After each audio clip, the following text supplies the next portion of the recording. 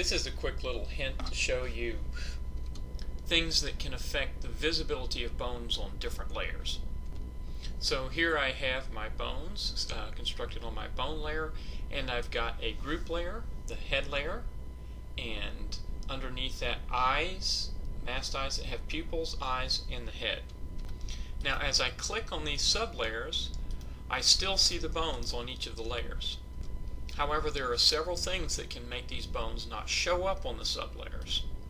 And it may be important to have those bones showing up because you may want to use bones in the advanced techniques to manipulate points.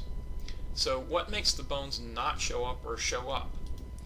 The first thing is this little checkbox here that says show curves. When I click on that, it affects the visibility of the bones because that really is equivalent to this details path.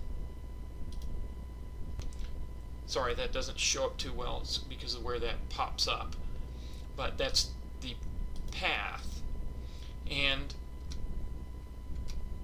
that's also, if you right click on the bone layer, or excuse me, click on this drop down, the path will show up there. Again, sorry, the pop-up doesn't pop up and I can't drag it, but it's equivalent to the path. So that's what that check is. So to see the bones, I have to have this checked, and also the path has to be checked in the bone layer. Now the other thing that can affect it is, let me go to the head group layer, and now I'm going to bind that bone, or bind that layer to the head bone. Well, that's a typical thing to do in basic character construction, but it's really not a good thing to do in the advanced construction, because if you look, when I go to these lower layers, I no longer see my bones. So what you'll really want to do is, instead of binding that layer, and I can go to bone, release the layer, I want to bind the lower layers or individual layers to that bone. And I can do point binding or other kind of binding as well, but as long as I've done the individual layers, I'm still going to see the bones.